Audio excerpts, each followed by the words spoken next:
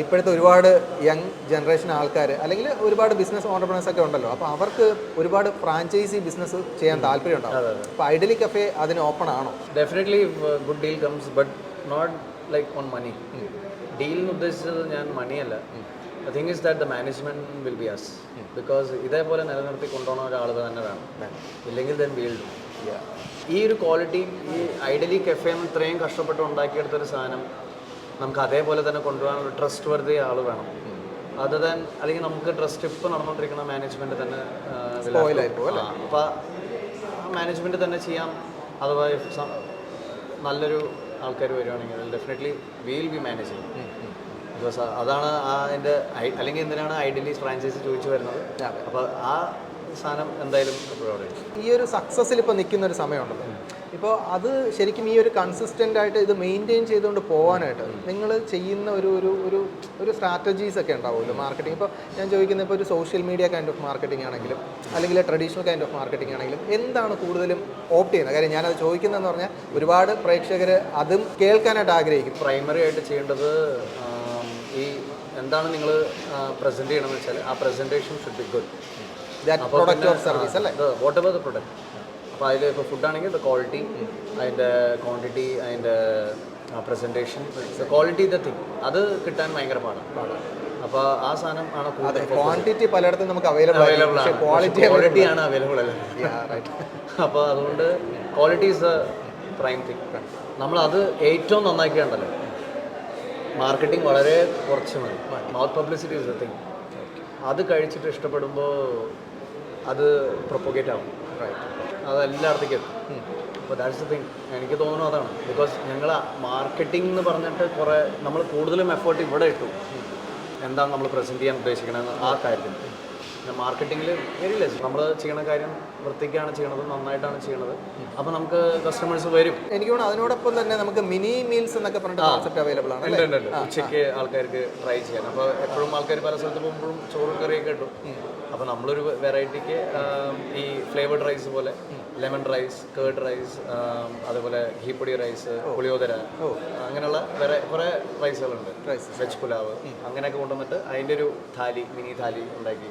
അങ്ങനെ അതെല്ലാം ചേർത്തിട്ട് അതാണ് മിനി തവ പൊറാട്ട ഉണ്ടാവും, പിന്നെ കറി ഉണ്ടാവും. അത് ആക്ച്വലി ഞാൻ ചോദിക്കട്ടെ, ഇത്രയും ഡിഷസ് അത് വരുമ്പം എങ്ങനെയാണ് അത് മിനി മീൽസ് ആവുന്നത്? Actually it's A huge meal. Still ആൾക്കാർ അത് മേടിക്കാൻ വരുമ്പോൾ അവർ നോക്കുമ്പോൾ ഈ ബൗളിൽ ചെറിയ ചോറ്, ഈ ബൗളിൽ ചെറിയ ചോറ്, ഈ ബൗളിൽ ചപ്പാത്തി, അങ്ങനെ ഒരു പോർഷൻ. അപ്പോൾ സ്റ്റിൽ അത് കഴിച്ചാൽ ഇറ്റ്സ് വെരി ഫില്ലിംഗ്. കാരണം അതിൽ കേസരി ഉണ്ടാവും, മെഴുക്കുവരട്ടി ഉണ്ടാവും, കറി ഉണ്ടാവും, ചപ്പാത്തി, പപ്പടം, അച്ചാർ, എല്ലാം. അപ്പോൾ എനിക്ക് തോന്നുന്നു ഒരു കംപ്ലീറ്റ് മീൽ പോലെ തന്നെയാണ്. ഒരു കംപ്ലീറ്റ് മീൽ പോലെ ഒരാൾക്ക് കഴിക്കാവുന്നുള്ള. എനിക്ക് തോന്നുന്നു ഇത്തരം ഇന്നോവേറ്റീവ് ആയിട്ടുള്ള കോൺസെപ്റ്റ് കൊണ്ടുവരുമ്പോഴാണ് ആൾക്കാരിലേക്ക് അത് റീച്ച് ആവുന്നത്.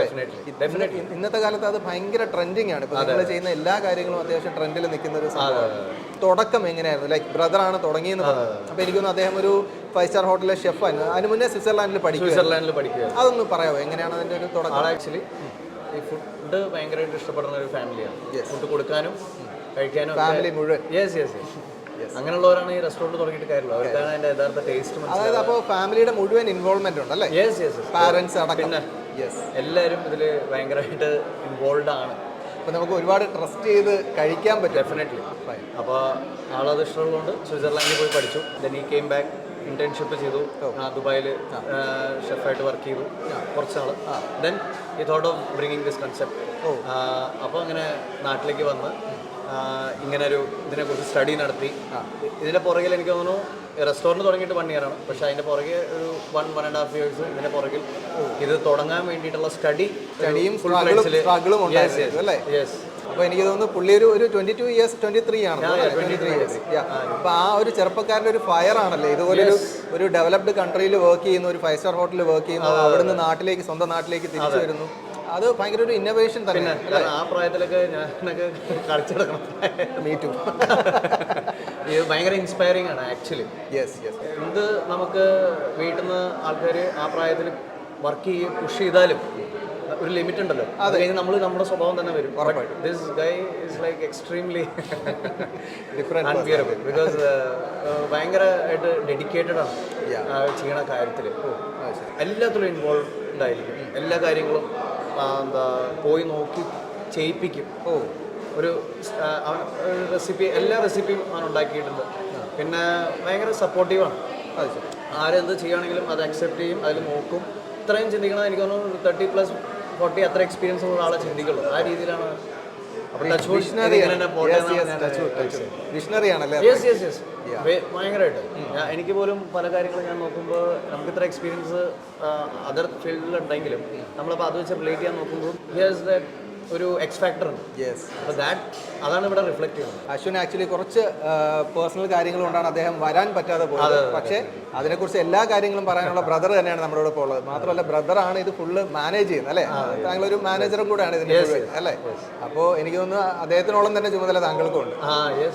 അപ്പോൾ എങ്ങനെയാണ് ഇതിൻ്റെ ഒരു day to day function run ചെയ്ത് പോകുന്നത്? അതൊരു ഓട്ടോ പൈലറ്റ് മോഡ് ആയോ? അതേ നിങ്ങളുടെ ഒരു സ്ഥിരം സാന്നിധ്യം ഇവിടെ ഉണ്ടോ? എങ്ങനെയാണ്? നമ്മളിപ്പോൾ വണ്ടി ഓടിക്കാന്ന് വെച്ചു, വണ്ടി ഓടിക്കാൻ പഠിച്ചു, പുറത്ത് പോയി പഠിച്ചു, ഡ്രൈവിംഗ് സ്കൂളിൽ പഠിച്ചു. എന്നിട്ട് തിരിച്ച് നമ്മൾ വണ്ടി എടുക്കാൻ വന്നാലും വീട്ടിലെ ആൾക്കാർ ഇടയ്ക്കിടയ്ക്ക് ഇങ്ങനെ എത്ര ശരി ഓടിച്ചു ഇടിക്കണില്ല എങ്കിൽ പോലും ഒന്ന് ഇൻഡിക്കേറ്റർ ഓൺ അടിക്കും, സ്പീഡ് കുറയ്ക്കും. That thing will be there. അത് it's very good actually. Some time നമ്മൾ ഓവർബോർഡ് ആവും. അപ്പോൾ ആ ടൈമിൽ നമുക്ക് പിടിക്കാനൊരാളും. Monitoring is every day. Even if it's autopilot മോഡിലാണെങ്കിലും ഒരു കണ്ണെപ്പോഴും. മാത്രമല്ല ഇത്രയും ക്രൗഡ് ഇപ്പം നമുക്ക് നിങ്ങൾ ഈ സൗണ്ട് കേൾക്കുമ്പോഴേ അറിയാം കുറേ നോയ്സിയാണ്. ബിക്കോസ് എന്താണെന്ന് പറഞ്ഞാൽ അത്രയും ആൾക്കാർ. ഞങ്ങൾക്കത് സന്തോഷമാണ്. കാര്യം എന്ന് വെച്ചാൽ അതുകൊണ്ട് തന്നെയാണ് ഈ ആംബിയൻസിൽ തന്നെ ഞങ്ങൾ ഷൂട്ട് ചെയ്യുന്നത്. കാര്യം എന്ന് പറഞ്ഞാൽ അത്രയും ആൾക്കാരുണ്ട്. അത് ഈ പറഞ്ഞ പോലെ ഒരു 22 ഇയേഴ്സ് അല്ലെങ്കിൽ 23 ഇയേഴ്സ് ഓൾഡ് ആയിട്ടുള്ള ഒരാളിൻ്റെ ഒരു ഐഡിയ അവിടെ വർക്ക്ഔട്ട് ആയി എന്നുള്ളതാണ് അല്ലേ?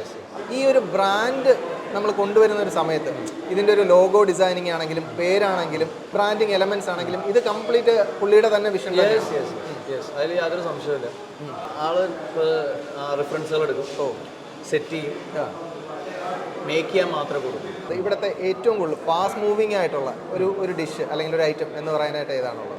കൂടുതലും ആൾക്കാർ ഇതിപ്പോൾ ലൈവ് കിച്ചൻ്റെ ഒരു രീതി എന്താണെന്ന് വെച്ചാൽ ആൾക്കാർക്ക് അത് കാണുമ്പോൾ നമ്മളിപ്പോൾ ഒരു സ്ഥലത്ത് പോകുമ്പോൾ ഒരു സാധനം ഇപ്പോൾ ഓംലെറ്റ് ആണെങ്കിൽ പോലും വീട്ടിലുണ്ടാക്കിയെങ്കിലും നമ്മൾ പുറത്ത് പോയി തട്ടുകടയിൽ അത് ഉണ്ടാക്കുന്നത് കാണുമ്പോൾ we like to buy. Correct. അപ്പോൾ ദാറ്റ്സ് എ തിങ്. അപ്പോൾ ഈ ലൈവ് കിച്ചണിൽ ദേ ക്യാൻ സീ തിങ് ഉണ്ടാക്കുന്നതും അതൊക്കെ ഈവൻ ഞങ്ങൾ അത് ഷൂട്ട് ചെയ്യുമ്പോൾ ഇറ്റ്സ് മൗത്ത് വാട്ടറിങ്. അപ്പോൾ ദാറ്റ്സ് എ തിങ്. അപ്പോൾ അത് ഉണ്ടാക്കുമ്പോൾ വി ഫീൽ ലൈക്ക് ഹാവിങ്. അപ്പോൾ ആ കൗണ്ടറിൽ ബില്ലിംഗ് കൗണ്ടറിൽ വരുമ്പോൾ they see okay dosa, dosa will order dosa. അപ്പോൾ ഫാസ്റ്റ് മൂവിംഗ് എന്ന് പറയുമ്പോൾ ഘീ പൊടി ഇഡ്ഡലി, ഇഡ്ഡലിയിൽ ആ തട്ട് ഇഡ്ഡലി നെയ്യും ചമ്മന്തിപ്പൊടിയും എൻറ്റയർ തിങ് ഇവിടെ നെയ്യാണ്. അതിൻ്റെ ആ പ്രൈം സാധനം ഇതിനെ എല്ലാത്തിനും ആ ഫ്ലേവർ ആ ടേസ്റ്റ് ഫൈനൽ ടച്ച് കൊടുക്കുന്നത് നെയ്യാണ്.